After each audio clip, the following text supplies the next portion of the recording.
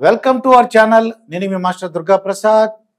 2019 నుంచి 2024 వరకు జగన్మోహన్ రెడ్డి గారి ప్రభుత్వం ఉందండి. ఆ ప్రభుత్వంలో టీడీపీ కానీ జనసేన చాలా కష్టాలు అంటారు కదా, ఆ కష్టాలను పడటం, వాళ్ళు ఆర్థికంగా నష్టపోవడం జరిగింది. అలాగే కొంతమంది అయితే కొన్ని కేసులు ఎదుర్కోవాల్సి వచ్చిందనేది. అయితే 2024 మనందరికీ తెలుసు, ఈ కూటమి ప్రభుత్వం ఫామ్ అయింది. 164 మంది ఎమ్మెల్యేలు గెలిచారు. చాలామంది ఏమనుకున్నారంటే మాకు కూడా ఆ ఎమ్మెల్యేలు, సీనియర్ ఎమ్మెల్యేలు కానీ కొత్త వాళ్ళు కానీ మాకు కూడా అంటే మినిస్టర్లు అవుతామేమో అని చెప్పేసి ఆశించారు. అయితే మినిస్టర్ లిస్ట్ వచ్చిన తర్వాత వాళ్ళ పేర్లు లేవు. నెక్స్ట్ ఏంటంటే ఒక లిస్ట్ వచ్చిందండి, కార్పొరేషన్ చైర్మన్లు ఈ అధికార కార్యక్రమాలు కొన్ని పంపిణీ కార్యక్రమంలో లిస్ట్ 1 ఒకటి వచ్చింది, దాంట్లో కూడా వాళ్ళకి పేర్లు లేదు. లిస్ట్ 2లో కూడా కొన్ని కార్పొరేషన్ చైర్మన్ వచ్చింది, దాంట్లో కూడా వాళ్ళ పేరు లేదు. అక్కడి నుంచి మరి ఆందోళన పెరిగిపోయిందండి. ఇది ఏంటి మా సంగతి, ఎంతో కష్టపడ్డాము మేము, ఆర్థికంగా నష్టపోయాము, మరి ఏంటి మా సంగతి ఏంటంటే ఇప్పుడు అది గమనించినటువంటి చంద్రబాబు నాయుడు గారు కానీ అలాగే పవన్ కళ్యాణ్ గారు వారు ఒక అసెంబ్లీకి అలాగే శాసనమండలికి చీఫ్ విప్ అలాగే విప్స్ని వాళ్ళు అలాట్ చేశారండి. ఎవరెవరు అపాయింట్ అయ్యారో చూద్దాం. ఇప్పుడు ఇక మొత్తం ఈ చీఫ్ విప్ ఒకరు ఉన్నారు, చీఫ్ విప్ ఒకరు, మిగతా 15 మంది విప్స్ అండి. అయితే ఎంతమంది టీడీపీ నుంచి వచ్చారు, జనసేన నుంచి ఎంతమంది, చీఫ్ విప్ ఒకరు. చీఫ్ విప్ ఒకరైతే మొత్తం 11 మంది టీడీపీ వాళ్ళు, 3 జనసేన నుంచి విప్స్ ఉన్నారు, ఒక బీజేపీ. ఎవరెవరో లిస్ట్ చూద్దాం ఇప్పుడు ఒకసారి. అయితే గోనుగుంట్ల వెంకట శివ సీతారామ ఆంజనేయులు, ఈయన వినుకొండ నుంచి గెలిచారండి. ఇది టీడీపీ చీఫ్ విప్గా ఆయన అపాయింట్ అయ్యారు. ఇక సెకండ్ ఆదినారాయణ రెడ్డి గారు, ఈయన జమ్మలమడుగు బీజేపీ నుంచి గెలిచారు.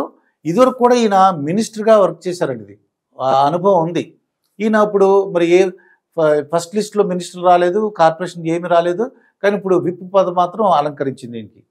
ఇంకా మూడోది ఇక అరవా శ్రీధర్. ఈ అరవా శ్రీధర్ కోడూరు ఎస్సీ నియోజకవర్గం నుంచి గెలిచారు, జనసేన పార్టీ నుంచి. ఈయన కూడా విప్పే. అలాగే అశోక్ బెండలం, ఈయన ఇచ్చాపురం నుంచి గెలిచారు, టీడీపీ విప్. బొలిశెట్టి శ్రీనివాస్ తాడేపల్లిగూడి నుంచి గెలిచారు, జనసేన పార్టీ నుంచి ఈయన విప్ పదవి వచ్చిందండి. బొమ్మిడి నారాయణ నాయకర్ నరసాపురం నుంచి గెలిచారు, Janasena party. Bonda Umamaheswararao Vijayawada central TDP party నుంచి. బోండా ఉమామహేశ్వరరావు గురించి చాలా ఫైర్ బ్రాండ్. ఆయన మాట్లాడే విధానం కానీ ఇవన్నీ చూసినట్లయితే ఆయనకు ఒక బ్రాండ్ ఉందండి ఆయనకి. బోండా ఉమామహేశ్వరరావు అనగానే ఆయన వెంటనే టీవీల ముందుకు వచ్చి మాట్లాడడం జరుగుతుంది. ఆయన కూడా చాలామంది ఆయన అభిమానులు కానీ చాలామంది టీడీపీ వాళ్ళు అనుకున్నారంటే ఆయన కూడా ఏమన్నా మినిస్ట్రీ వస్తుందేమో అనుకున్నారు, అది రాలేదు. దీంతో ఇప్పుడు ఆయన విప్తో సరిపెట్టుకోవాల్సి వచ్చింది. అయితే దాట్ల సుబ్బరాజు, బుచ్చిబాబు కూడా అంటారు, ముమ్మిడివరం, ఈయన టీడీపీ నుంచి విప్ పదవి వచ్చిందండి. దివ్య యనమల తుని నుంచి గెలిచారు, యనమల రామకృష్ణ గారి అమ్మాయి యనమల దివ్య, ఈవిడ తుని నుంచి గెలిచారు. యనమల రామకృష్ణ గారు తెలుసు మన అందరికీ, టీడీపీలో చాలా సీనియర్ మోస్ట్ లీడర్. ఆయన మినిస్టర్గా కూడా చాలా మినిస్టర్లు చేశారు, అలాగే స్పీకర్గా చేశారు, మనందరికీ తెలిసింది.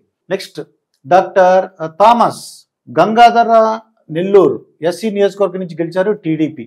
అలాగే జగదీశ్వరి తోయాక కురుపాం ఎస్టీ నియోజకవర్గం అండి, టీడీపీ విప్ పదవి వచ్చిందండి. కాలువ శ్రీనివాసులు రాయదుర్గం నుంచి గెలిచారు, టీడీపీ. ఈ కాలువ శ్రీనివాసు గారు కూడా చాలా ఫేమస్ అండి. ఈయన కూడా సీనియర్ నాయకుడు. ఈయన కూడా ఎక్స్పెక్ట్ చేశాడు ఒక మినిస్టర్ వస్తుంది అనుకున్నారు, లేదంటే కార్పొరేషన్ అనుకున్నారు. ఇవన్నీ కాకుండా ఇప్పుడు ఈయన కూడా ఈ విప్తోనే సరిపెట్టుకోవాల్సి వచ్చిందండి. నెక్స్ట్ మాధవి రెడ్డప్పగా కడప. మాధవి రెడ్డప్ప ఇప్పుడు చాలా ఫైర్ బ్రాండ్ టీడీపీ.